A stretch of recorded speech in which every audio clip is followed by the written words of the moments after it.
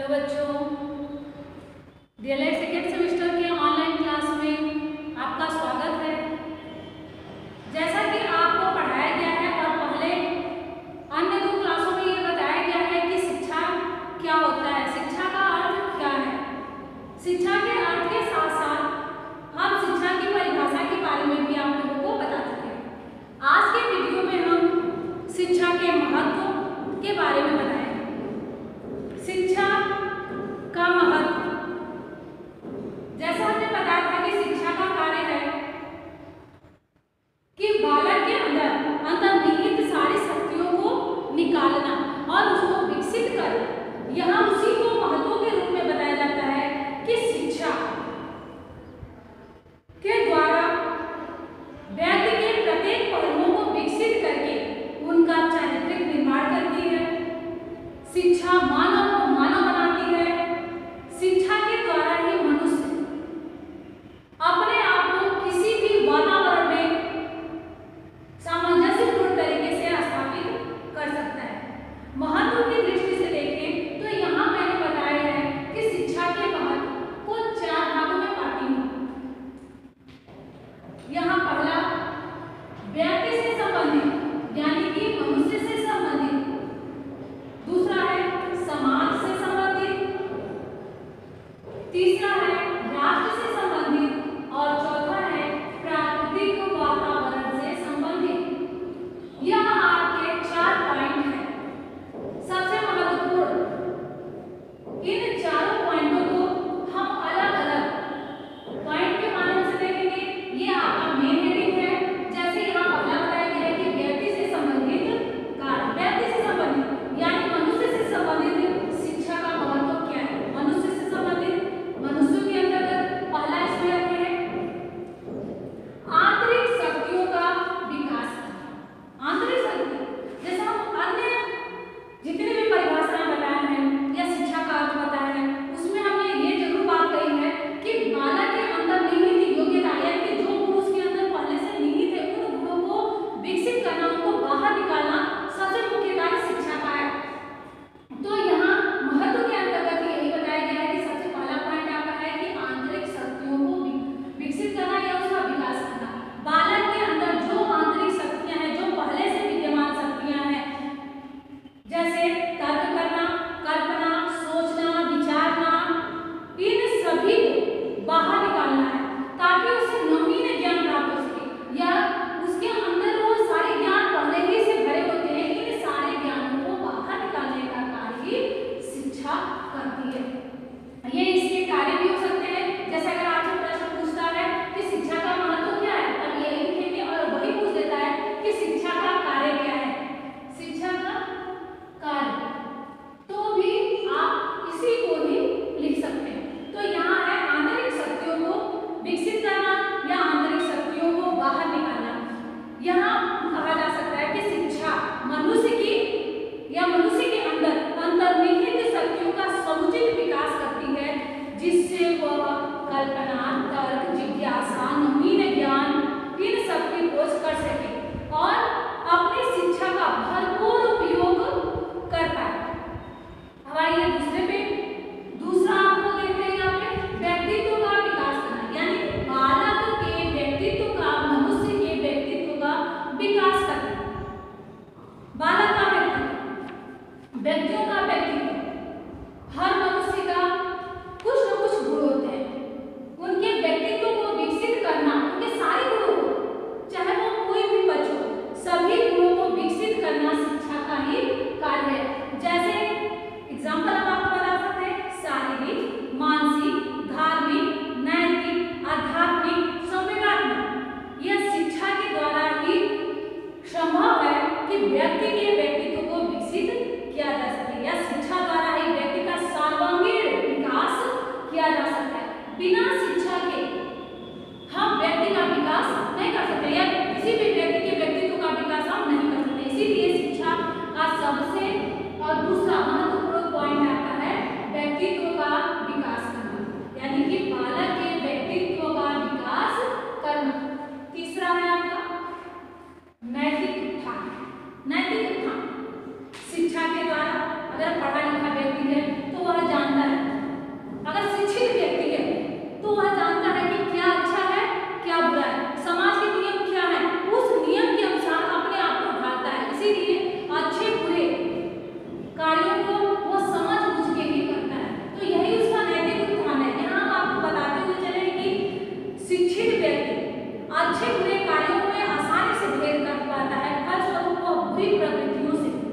बचने का या गलत रास्ते पे जाने से अपने आप को रोकता है, और यही उसका नैतिक उत्थान है। जब बालक अच्छे बुरे में या मनुष्य अच्छे बुरे में भेद करता है, अंतर कर लेता है, और उसके द्वारा वह गलत रास्ते पे या गलत आचरण करने से अपने आप को जब रोकने लगता है, तो यह शिक्षा का एक महत्व है, शिक्षा का ही एक कार्य है। तो यही उसका नैतिक उत्थान है, यानी कि अच्छी क्रियाओं को करना, अच्छे कार्यों को करना, यह शिक्षा। अब आ जाइए चौथे पॉइंट पे।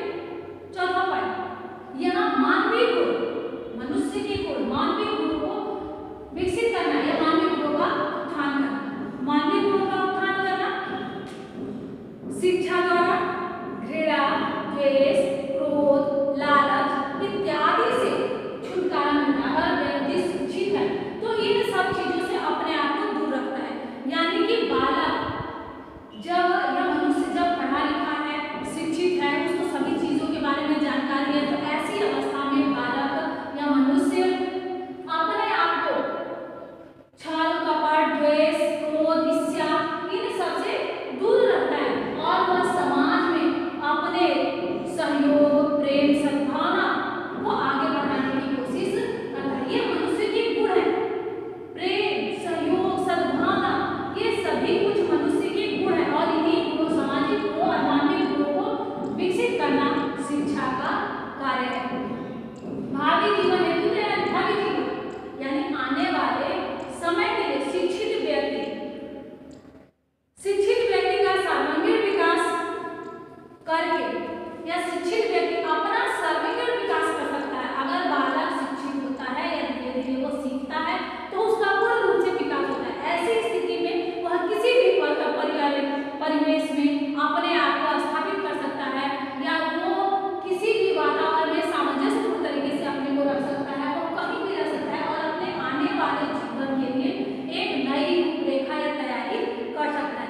इसीलिए यहाँ बताया भी गया है कि शिक्षित व्यक्ति का सर्वांगीण विकास करके उसे शिक्षित व्यक्ति या शिक्षा के द्वारा व्यक्ति अपना सर्वांगीण विकास करके अपने आप को प्रत्येक क्षेत्र में रहने योग्य बनाता है। इससे वह कहीं भी, चाहे वह व्यक्तिगत हो, सामाजिक हो, राजनीतिक हो, पारिवारिक हो, सभी सुखों का आनंद ले सकता है, और सभी परिवेश में अपने आप को स्थापित कर सकता है, उसी के अनुकूल अपने आप को बना सकता है। तो ये व्यक्ति से संबंधित कार्यों के अंतर्गत हमने 4 कार्य बताया आपको, या महत्व के अंतर्गत भी देख सकते हैं। महत्वों में 4 महत्व है। व्यक्ति से संबंधित कार्य या व्यक्ति से संबंधित शिक्षा के महत्वों के अंतर्गत मैंने 4 बताया। अब आ जाइए समाज से संबंधित। समाज जहाँ मनुष्य रहता है। जब मनुष्य किसी समूह में, किसी समुदाय में रहता है, सभी से उसका कुछ न कुछ संबंध होता है, उनका आपस में ताना बाना बना रहता है, और हर मनुष्य एक दूसरे से संबंधित होती है, तो वही उसका समाज होता है। जहाँ पे मनुष्य रहता है, अपने सारी आवश्यकताओं की पूर्ति करता है, और सभी एक दूसरे से किसी न किसी संबंध से जुड़े हुए, तो उसका समाज होता है। इस समाज में रहते हुए मनुष्य अनेक नियमों का पालन करता है। जैसे पहले बताया, सामाजिक नियमों का ज्ञान। अगर मनुष्य समाज में रहता है, अपने समुदाय में रहता है, अपने आस पड़ोस में रहता है, अपने घर में रहता है, तो जहाँ भी रहता है हर जगह एक नियम का एग्जाम्पल के द्वारा इसको बताते चले। जैसे हम अपने परिवार में, मनुष्य एक सामाजिक प्राणी है, सभी लोग जानते हैं। तो समाज में रहने से पहले मनुष्य अपने परिवार में रहता है। जब बालक अपने परिवार के अंतर्गत समाजीकरण करता है, कुछ सीखने की कोशिश करता है, तो इस समाजीकरण के दौरान उसको बहुत से नियम और कानून को जानना पड़ता है। जैसे ये हमको सिखाया नहीं जाता, हम देखते देखते स्वतः ही सीख जाते हैं कि हमारे समाज में, अरे हमारे परिवार में क्या करना है। जैसे आप देखेंगे, सुबह उठ के बालक ब्रश करता है, नहाता है, धोता है, पूजा पाठ करता है, उसके बाद अपने अन्य क्रियाओं को करता है, नित्य की क्रियाओं को करता है। तो ये क्या है, ये एक तरह से नियम धीरे धीरे बनता हुआ उसका चला जाता है। वह समाज में रहने से पहले अपने परिवार में रहता है, और अपने परिवार के सारे नियम और कानून को देखता है और सीखता है। उसके साथ वह अपने जैसे जैसे वो बड़ा होता है, जैसे जैसे उसका समाजीकरण होता जाता है, वह विद्यालय जाता है, विद्यालय से बहुत कुछ सीखता है। उसके बाद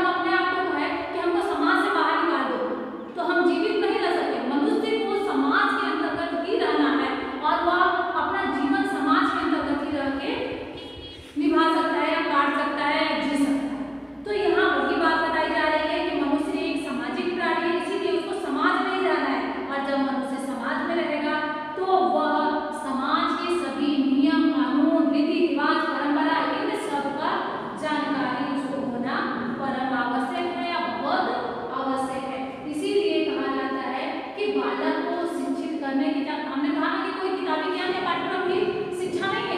यहाँ यह बताया जा रहा है कि मनुष्य जो कुछ भी सीखता है, चाहे वो अपने परिवार से हो, अपने वातावरण से हो या कहीं से भी हो, जो कुछ सीखता है वही उसका शिक्षा है। तो यहाँ समाज द्वारा जो रीति रिवाज परंपराएं वो सीखता है, जो नियम सीखता है वही उसकी शिक्षा है। तो समाज के दृष्टिकोण से देखा जाए तो यह कहते हैं कि सामाजिक नियमों का ज्ञान होना भी मनुष्य के लिए बहुत आवश्यक है।